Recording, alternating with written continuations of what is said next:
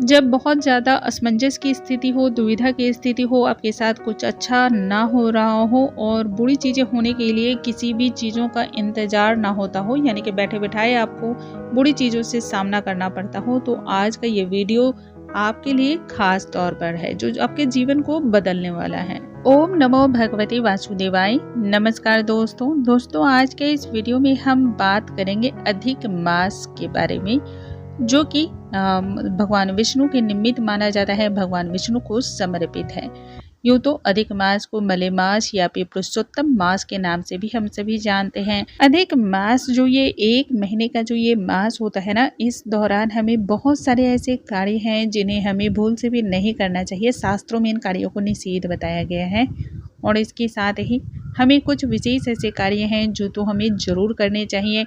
पूरे वर्ष भर आप जिन कार्यों को करते हैं उनसे मिलने वाले आपको जो फल की प्राप्ति होती है, यदि आप अधिक मास के दौरान उन कार्यों को करते हैं तो उससे आपको 10 गुना अधिक फल की प्राप्ति होती है। तो कौन कौन से वो कार्य हैं जो हमें इस दौरान, इस 1 महीने के दौरान ज़रूर करने चाहिए, किन नियमों का हमें पालन करना चाहिए, किन चीज़ों से दूरी बना के रखनी चाहिए, कौन सी चीज़ें हमें नहीं खानी चाहिए और ऐसी कौन सी विशेष चीज़ है जो हमें अवश्य खानी चाहिए, किन वस्तुओं का हमें दान करना चाहिए और किन वस्तुओं का हमें दान जो है शुक्ल पक्ष में करना चाहिए।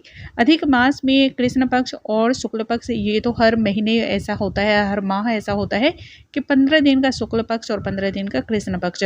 तो इस दौरान हमें कौन कौन सी दान किस प्रकार से करनी चाहिए, कृष्ण पक्ष में कौन सी वस्तुएं दान करें, शुक्ल पक्ष में कौन सी वस्तुएं दान करें, तो ये सारी चीज़ें आज की इस वीडियो में हम विस्तार से जानेंगे। आइए वीडियो को हम स्टार्ट कर लेते हैं। नमस्कार दोस्तों, कैसे हैं आप सभी? उम्मीद करती हूँ आप सभी स्वस्थ होंगे, सुरक्षित होंगे और आप सभी के उत्तम भविष्य की कामना करते हुए आज का ये वीडियो स्टार्ट करती हूँ। दोस्तों, जैसा कि हम सभी जानते हैं कि हर 3 साल में जो है अधिक मास होता है और ये बहुत ही ज़्यादा विशेष माना जाता है। इस बार अधिक मास की शुरुआत 18 जुलाई 2023 से ही हो रही है और ये 16 अगस्त तक चलने वाला है। ये माह जो होता है भगवान विष्णु को समर्पित किया गया है। भगवान विष्णु को बहुत ज़्यादा प्रिय है। इस महीने में मांगलिक जितने भी कार्य होते हैं, जैसे विवाह, मुंडन, सगाई, ये सभी चीज़ें होती हैं, गृह प्रवेश, ये सभी चीज़ें बंद हो जाती हैं। लेकिन पूजा पाठ, भक्ति भाव और दान पुण्य के लिए ये मास बहुत ही ज़्यादा पवित्र और बहुत ही ज़्यादा विशेष माना जाता है। इसे मलमास और पुरुषोत्तम मास के नाम से भी हम सभी जानते हैं। माना जाता है कि अधिक मास में जो भी भक्त भगवान विष्णु की पूजा करता है, भगवान विष्णु मैया लक्ष्मी की पूजा अर्चना करता है, उसे अपने पूरे जीवन काल में कभी भी किसी बात की कोई तकलीफ नहीं होती है, कोई कष्ट नहीं होता है और मृत्यु के बाद भी उसे वैकुंठ लोक में स्थान मिलता है। जैसा कि हम सभी अभी तक सुनते आए हैं कि अधिक मास का जो निर्माण होता है, अधिक मास जो आता है वो हर 3 साल बाद आता है। तो ऐसा क्यों होता है या अधिक मास होता क्यों है, इसे पहले हम समझ लेते हैं। भारतीय गणना पद्धति जो होती है उसके अनुसार प्रत्येक सूर्य वर्ष जो होता है वो 365 दिन और करीब करीब जो है 6 घंटे का होता है और वहीं चंद्र वर्ष जो होता है वो 354 दिनों का माना जाता है। इन दिनों के बीच यदि देखा जाए तो लगभग 11 दिनों का अंतर पाया जाता है, जो कि हर 3 वर्ष में लगभग 1 महीने के बराबर हो जाता है।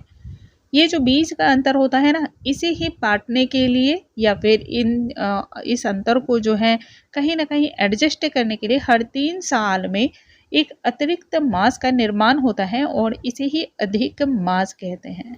अधिक मास के दौरान हमारे शास्त्रों में बताया गया है कि जो भी व्यक्ति भगवान विष्णु की नियमित पूजा पाठ करता है, उनके मंत्रों का खास तौर पे जाप करता है, उस व्यक्ति का पूरा जीवन ही संवर जाता है। इस दौरान यदि आप मंत्रों का जाप अधिक से अधिक करते हैं, यज्ञ, हवन, दान, पुण्य या फिर सेवा भाव, गौ की सेवा, इन सभी कार्यों को करते हैं ना, तो आपके पूरे जीवन में जो है जो भी पाप आपने किए हैं उन सभी का नाश होता है। जीवन में आपके कई सारे बदलाव आते हैं, आपके जीवन में जो भी समस्याएं हैं वो खत्म होती हैं। इस दौरान हमें श्रीमद् भागवत गीता का पाठ करना चाहिए, श्री विष्णु पुराण का पाठ करना चाहिए। विष्णु सहस्त्र नाम का पाठ करना विशेष फल प्रदान करता है। नरसिंह भगवान की कथा का श्रवण करने से कई सारे पापों का भी नाश होता है। श्री विष्णु पुराण का पाठ करें तो इन सभी चीज़ों से जो है ना विशेष फल की प्राप्ति होती है।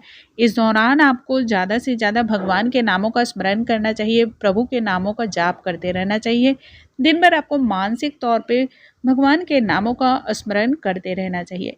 इस पूरे माह में आपको धन, अनाज, जूते, चप्पल, दीप दान, कपड़े या फिर इन सभी चीज़ों का दान करना चाहिए। कुंडली में जो भी ग्रह आपके खराब या फिर अशुभ प्रभाव दे रहे होते हैं, उनका अशुभ प्रभाव कम हो जाता है।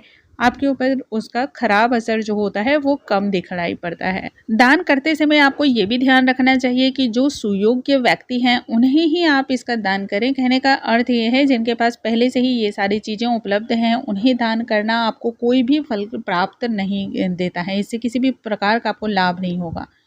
जिन्हें इनकी आवश्यकता है उन्हें दान करें। ब्राह्मणों को दान करना बहुत ही ज़्यादा शुभ माना जाता है और उसमें भी सुयोग्य ब्राह्मण। तो इन चीज़ों का आपको ध्यान रखना है। इसके बाद ध्यान आपको ये भी रखना है कि इस दौरान में यदि आप स्नान करते हैं वो भी पवित्र नदियों में, तो ये भी बहुत शुभ माना जाता है। पीपल के पौधे की पूजा करते हैं, पीपल के वृक्ष में जलार्पण करते हैं, दीप दान करते हैं, अखंड दान करते हैं, अखंड दीप दान, तो ये भी बहुत ज़्यादा शुभ माना जाता है। इस दौरान में अधिक मास की अवधि में यदि आप पितरों के निमित्त किसी भी प्रकार का तर्पण या फिर जो है श्राद्ध वगैरह का कर्म करते हैं, पितरों के निमित्त आप दान पुण्य करते हैं, तो ये भी बहुत ज़्यादा उत्तम फल प्रदान करता है। अधिक मास के दौरान आपको विवाह, मुंडन या फिर आपको जनेऊ संस्कार या फिर आपको गृह प्रवेश और भी ऐसे बहुत सारे जो भी कार्य हैं इन्हें नहीं करना चाहिए। इस महीने को इन सभी कार्यों के लिए शुभ नहीं माना जाता है, इसे मलिन मास भी कहा जाता है। इस दौरान हमें जो है ब्रह्मचर्य का पालन करना चाहिए। यदि आप ब्रह्मचर्य का पालन कर सकते हैं तो इसे बहुत ज़्यादा शुभ माना जाता है। फर्श पर सोना बहुत ज़्यादा उत्तम माना जाता है। कहते हैं इस दौरान हमें बिछावन यानी कि जो नित्य प्रतिदिन हम सोने के बिस्तर का उपयोग कर रहे होते हैं उसका त्याग करना चाहिए।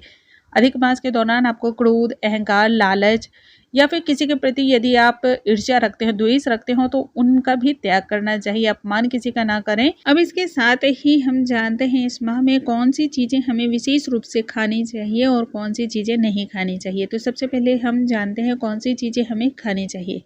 गेहूँ, चावल, मूंग, जौ, मटर, तिल, बथुआ, ककड़ी, चौलाई, केला, आम, घी, सौंठ, पीपल, जीरा, इमली, सेंधा नमक, आंवला, कटहल, मेथी, इन सभी चीज़ों का सेवन जो है बहुत ही ज़्यादा अच्छा माना जाता है।